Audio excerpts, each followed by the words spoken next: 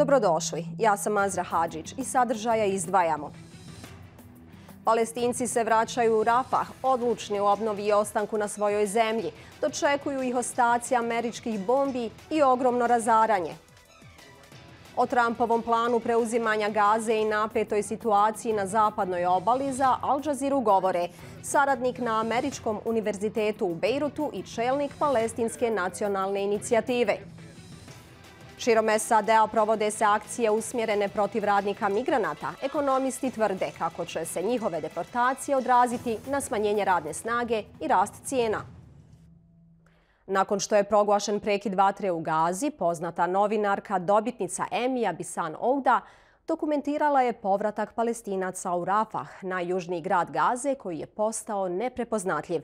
Uprkos izraelskim tvrdnjama o ograničenoj operaciji u Rafahu, snimci pokazuju da su velika područja grada s džamijama, kućama i cijelim četvrtima pretvorena u ruševine.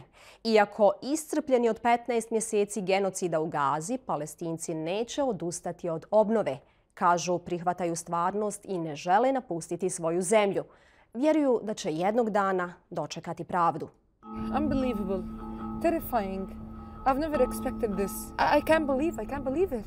I know all of these areas because I lived here for 4 months after leaving Khan Yunis, but this is beyond anything that can be understood.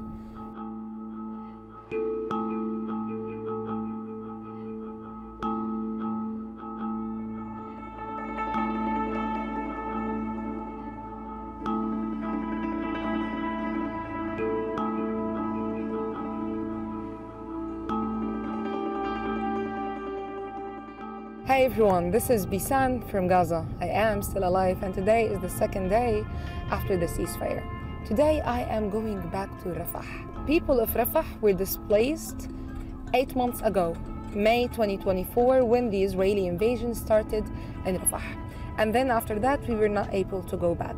And I made a piece talking about Rafah, saying that Rafah will be destroyed, documenting the main places and neighborhoods in Rafah last May also. You cannot allow the Israelis to still bomb Rafah, claiming that people evacuated. Now we are in Rafah, it's really crowded and people are still here. هاي المكان زي ما انت شايفة ولا اشي، مش قادرين نستصلح حاجة. احنا طلعنا من رفح على اساس انه اسبوع ونرجع. ما خدناش ولا اشي معنا، ولا حاجة خدنا. حكيت لأولادي روحوا يما استصلحوا أي أشياء حتى لو غرفة بدنا نستر حالنا فيها. زهقنا من الخيام، زهقنا من الرمل، زهقنا من الحشرات اللي بتطلع علينا وإحنا نايمين. لما أجوا الأولاد صوروا لي البيت زي هيك حالة من الصدمة صار معايا، ما توقعتش إنها تكون رفح هيك. رفح دمار. هذا البيت انبنى حجر حجر، شايفة كيف حجاره بيلمعوا؟ حجر حجر انبنى. ضلينا 10 سنين قبل الحرب بشهر خلصت كسارته. جوزي كان يقول بدي من الطراز الحديث، أنا بدي حجر قدسي، أنا بدي أحقق حلمي في هذا البيت. ما ضلش حلم، ما ضلش، كله راح.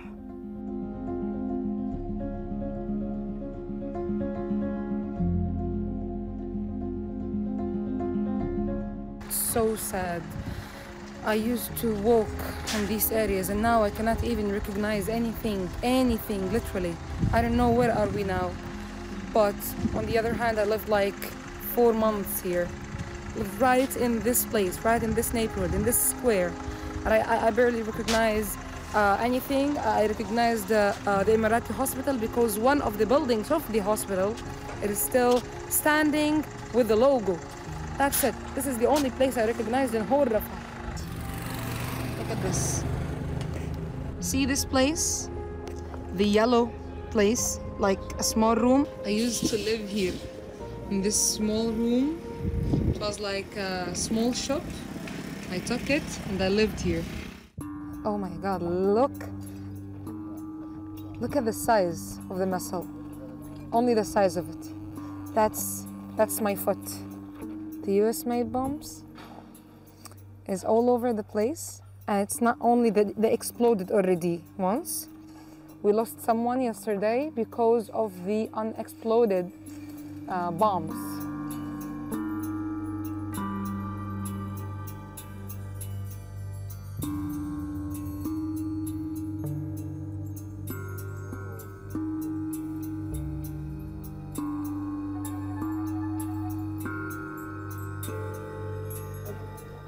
والميه اللي كانت تجينا مش نظيفه، وكانت الشوارع كلها عباره عن مجاري مش اكتر، وكان الاكل الكابونه اللي تجينا عباره عن معلبات بسله، ما فيش حاجه ثانيه، بسله ولحمه للبسس ومخزن يعني فكرة. بنناشد ان احنا لازم يطلعوا لنا بما يرضي الله المجتمعات الانسانيه، وين الانسانيين، وين المجتمعات العالم العربي والاسلامي.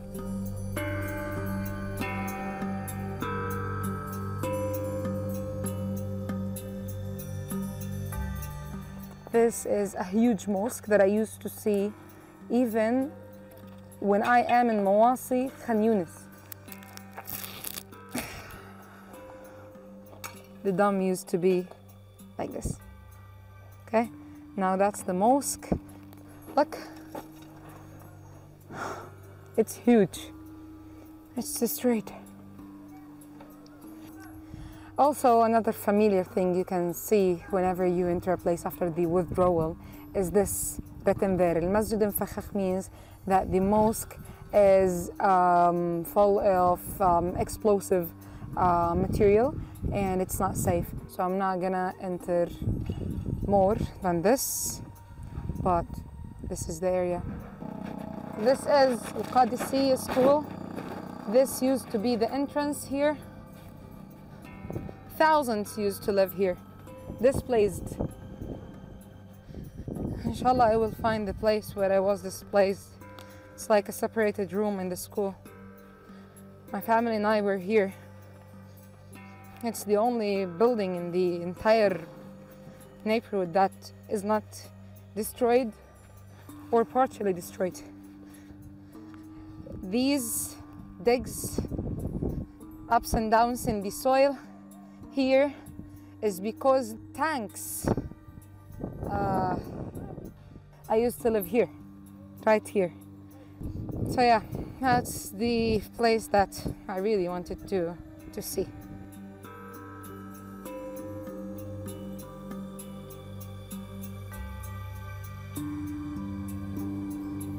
4 and 5 floors flattened like this. People dig into the rubble to find anything they had to take it to their displacement again. احنا عادي يعني انا جاي على اساس نلاقي بيتنا ونلاقي يعني اغراضنا موجوده، بس هاي فيش ولا بيت ولا حاجه. شوف ابني ايش بيعمل قاعد، هاي بنلملم له شويه برابيج عشان بكره ان فكرنا نرجع هنا نلاقي لنا شويه يعني ميه نسحب فيها نعمل فيها. اكيد انا كنت متوقع اني انا اجي اعين كل الردم هذا واحط خيمتي، بس هلا ما بقدر، حضلني مكاني. ليش؟ ما بقدرش اعينه، ما بقدرش لاني بدي ماده، والماده صعبه. والركام كثير. الركام كثير مش على قد بيتي، هنا يمكن بيجي اكثر من 6 بيوت هنا.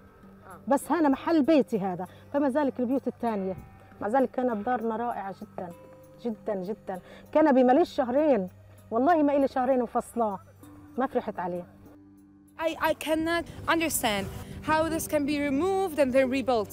How and where people who used to live here are going to live or go.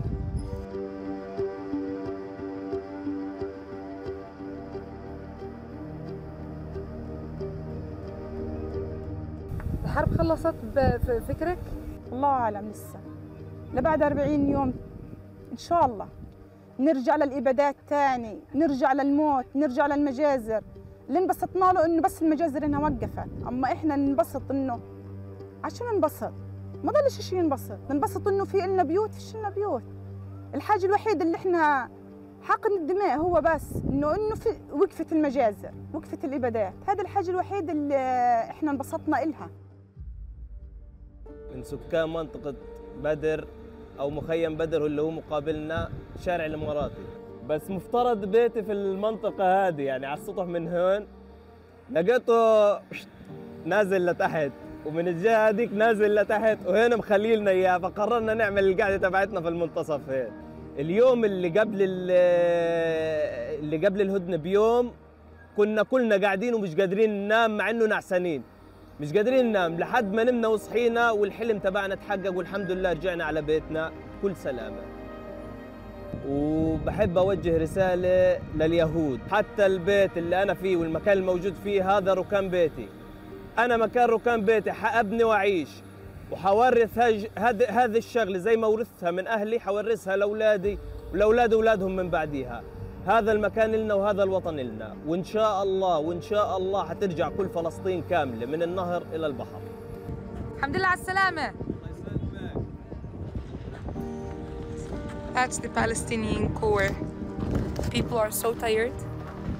It's impossible to rebuild all of this like in an easy, fast way process. But I know and they know that we don't have any other places to go to. This is our homeland. Anywhere else is not our homeland. And if we are here, then خلاص.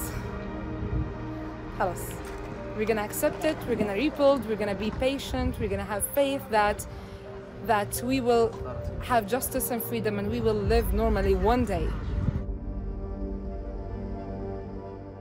Ranije je govorio kako želi Palestince iz Gaze raseliti u okolne zemlje, a sada kako želi da Sjedinjene Američke Države preuzmu ratom razoreni pojas. Takve izjave američkog predsjednika Donalda Trumpa izazvale su oštre reakcije, posebno u arapskom svijetu. Saudijska Arabija je istakla da će uspostavljanje palestinske države biti preduvjet za bilo kakvu normalizaciju odnosa s Izraelom. Egipat, Jordan i ostatak Arapske lige poručuju kako neće prihvatiti etničko čišćenje i trajno raseljavanje Palestinaca. Rami Khouri, istaknuti saradnik na Američkom univerzitetu u Bejrutu za Al Jazeeru, je kazao da, iako je Trump možda htio izazvati šok svojim komentarima o Gazi, oni su također historijski u skladu s vanjskom politikom SAD-a. It's totally consistent with his character as somebody who likes to do dramatic things, to provoke people, shock people, shock the system. But it's also, more importantly, totally consistent with American policy, not just of the last 45, 50 years or so, or 60 years since the 67 war, when U.S.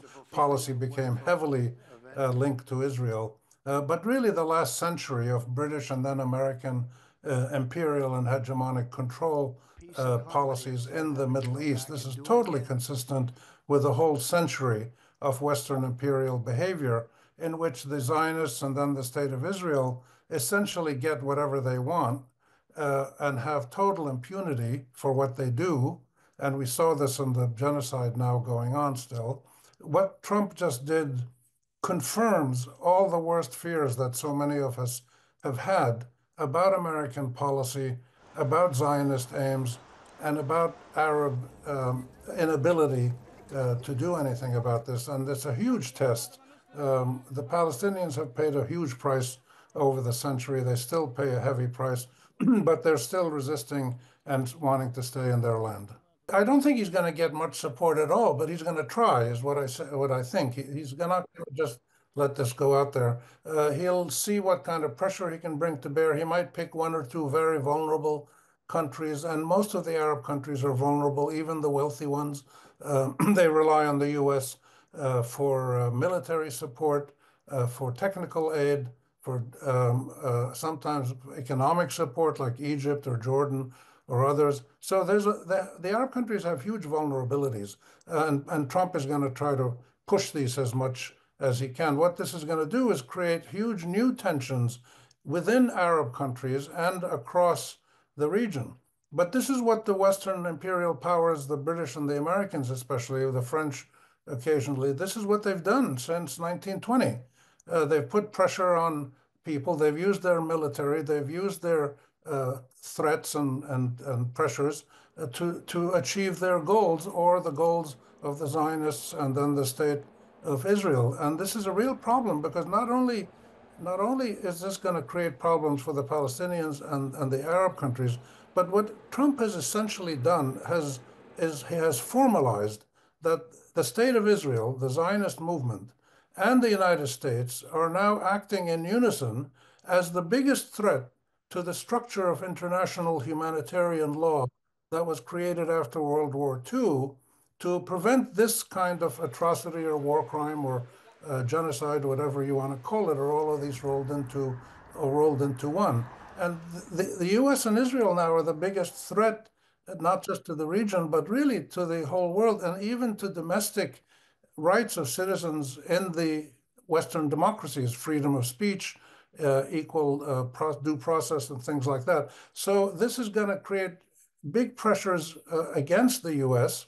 And as well as turmoil in the region. So I don't think it's going to pass, but I think the U.S. Trump is going to try to get something done, and he's not going to be able to achieve much. 19. januara na snagu je stupilo primirje u Gazi, ali se situacija na okupiranoj zapadnoj obali pogoršala. Pojačani su izraelsko nasilje i represije nad Palestincima, hapšenja, uništavanja palestinske imovine, infrastrukture, povećan je broj kontrolnih punktova. Izraelski doseljenici koriste ovu situaciju za širenje ilegalnih naselja. Za našu televiziju Mustafa Barghouti, generalni sekretar Palestinske nacionalne inicijative, govori šta može spriječiti Izrael da ispuni sve svoje planove, uključujući etničko čišćenje i aneksiju zapadne obale. I think the situation we live in and the kind of oppression we are subjected to is unprecedented worldwide. I don't think there is any place in the world that has this situation where we are, and this will affect the future, of course. We are subjected to a system of ethnic cleansing since 76 years when Israel displaced 70% of the Palestinian people. We're subjected to the longest military occupation in modern history. This occupation has transformed into the worst system of apartheid. And what I am telling you is not only my opinion, it's the opinion of Amnesty International, Human Rights Watch, and many other international organizations. And now we are subjected to genocide in Gaza and collective punishment in both West Bank and Gaza, and ethnic cleansing again. This is the kind of system we are subjected to. And of course, Palestinians have to resist this terrible situation. When we met in Beijing, I personally drafted the agreement that all the Palestinian 14 parties signed. And it's an agreement about creating a national consensus government that would guarantee Palestinian unity, guarantee the unity of West Bank and Gaza, not allow Israel to separate Gaza from West Bank, and not allow Israel to maintain its occupation there. But that agreement does not speak only about forming a national consensus government. It says that it is an interim government that will prepare for free democratic elections. And that's what we need, something of elections that we did not have since 20 years. We have not had presidential elections for 20 years. We have not had parliamentary elections since 19 years. We don't have an elected parliament now because the president dissolved the previous one. And in my opinion, everything that has happened could have been prevented if we had elections in 2021. What will happen in any future elections is that we will have a pluralistic democratic system. No single party alone, according to all polls, will be able to get absolute majority because we are following now fully proportional system. And that means reformulation of the whole Palestinian structure in a democratic way. The Palestinian Authority still does not want to implement that agreement. That is the problem. And many external players, including United States, are pressuring the Palestinian Authority not to go in the direction of unity. But the public, the people, are pushing for that. And I am optimistic. I believe we can eventually get ourselves into this unity, which would prevent Israel from fulfilling all their plans, including ethnic cleansing and annexation of the West Bank. We are trying every possible way. There is a lot of grassroots pressure, a lot of political activities. The goal here and the difficulty is that we want to have change without going into internal confrontation between us and each other. And that's the difficulty of the struggle we are conducting here to bring back democracy to Palestine. But something is clear today more than any time before.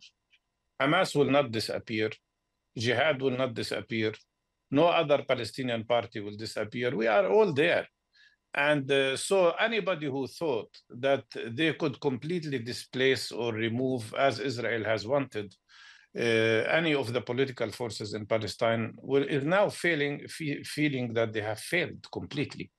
And that's why I think the only solution for us is to accept each other and accept democracy as a way of running our internal relations, especially that we are all threatened. Israel is not saying, I want to remove Hamas, but the Palestinian Authority can come and run Gaza. Israel is saying no to everybody. Look, the people in Gaza have lost 10% of the population during this terrible Israeli genocide. 10%. If this had happened in the United States of America, you would be talking about 33 million people killed or injured in less than 15 months. It's a terrible catastrophe, but it didn't break us. And that's why I think the way forward is by all of us uniting our forces so that we can stand up to the challenges we are facing. Something I am 100% sure of. Neither Israel, nor the United States of America, nor any Western government will be able to break us or break our will. What we see today in Gaza is a great, great example of how strong the Palestinian people are. Administracija američkog predsjednika Donalda Trumpa naložila je policijskim službenicima da izvrše racije u migrantskim zajednicama i radnim mjestima širom SAD-a u okviru akcije usmjerene protiv nedokumentiranih radnika. Pojedini ekonomisti kažu da će poremećaj radne snage imati ozbiljne posljedice za sve Amerikance. U nastavku priča iz Kalifornije. Strah je prisutan na plantaži naranči u centralnoj dolini Kalifornije. Objave stanovnika na društvenim mrežama pokazuju nedavne racije i zaustavljanja na autoputevima koje provode imigracijski agenti. Desetine osoba bez dokumenata su privedene. People are just feeling terrified. That's not something that was happening, 3, 4, 5 months ago. This is something that is happening at an intensified rate right now. Zagovornici prava imigranata formirali su tim za odgovor na krizne situacije, čiji članovi svakodnevno primaju stotine poziva zabrinutih radnika migranata.